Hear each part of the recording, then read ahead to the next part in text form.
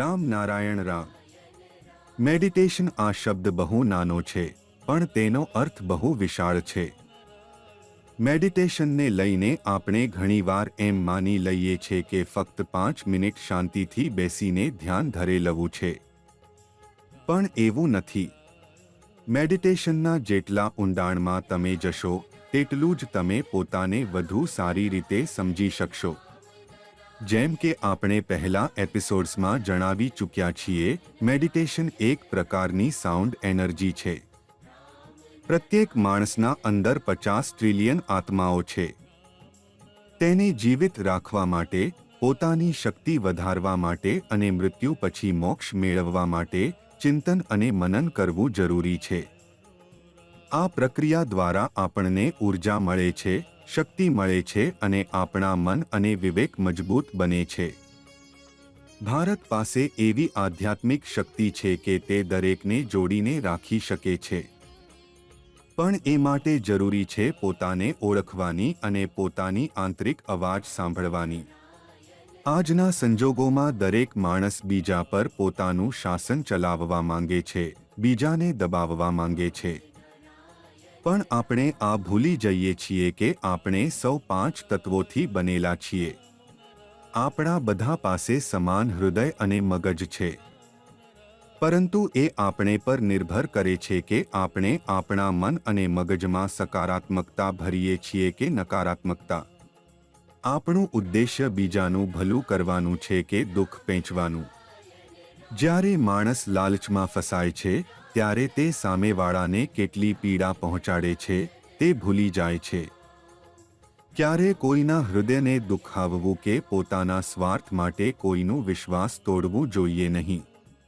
અમારી ધરતી જપ અને તપની ભૂમિ છે. વિશ્વાસ આપણું બળ છે, ધૈર્ય આપણું શિસ્ત છે અને પ્રેમ આપણા આત્મવિશ્વાસનું સ્ત્રોત છે.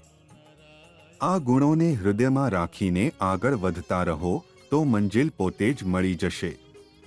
બીજાને નાની કરવાનું કોઈ જરૂર નથી. કુદરતે આપણને એટલું બધું આપ્યું છે કે તે જીવનને અર્હતાપૂર્ણ બનાવવા માટે પૂરતું છે. કુદરતી ઘટનાઓથી શીખવાનું આપણું દાયિત્વ છે. મેડિટેશન દ્વારા આપણે ફક્ત પોતાને જ જાણતા નથી, પરંતુ કુદરતને પણ સમજવા લાગીએ છીએ. મેડિટેશન દ્વારા આપણા મન, વિવેક અને આત્માને મજબૂત બનાવીએ છીએ. તે બધાને પોતાના કાબૂમાં રાખવાનું શક્તિમાન બને છે. તેથી દરેકને મેડિટેશન કરવું જ જોઈએ. મેડિટેશન માટે સૌથી અગત્યનું છે કે તમે તમારા દૈનિક વ્યવસ્થાને નિયમિત રાખો. આખો દિવસ કામ કરો, રાત્રે વહેલો જમાવો અને સૂતા પહેલા થોડીવાર મેડિટેશન કરો. આવું કરવાથી તમને ફક્ત માનસિક શાંતિ જ નહીં મળે, પરંતુ મેડિટેશનની સાઉન્ડ એનર્જીથી ઉર્જા અને પોઝિટિવિટી પણ મળશે. મેડિટેશન કરતી વખતે મહાગુરુ દ્વારા આપેલા બીજ મંત્ર રામ નારાયણ રામનો જપ કરો. પછી જુઓ કે જીવન કેટલું આનંદમય બની જાય છે. જ્યારે તમે આ બીજ મંત્ર સાથે જોડાશો, ત્યારે આખું બ્રહ્માંડ તમારી સાથે સંકળાઈ જશે. આમાં આખું બ્રહ્માંડ સમાયેલું છે. તેથી રામ નારાયણ રામનો જપ સતત કરવો જોઈએ. આ મંત્ર પોતામાં પૂર્ણ છે. તે આપણા વિવેક અને ચેતનાને જગાડે છે. રામ નારાયણ રામનો જપ કરવાથી આપણા આંતરિક વિવેકનું ઉદ્ભવ થાય છે.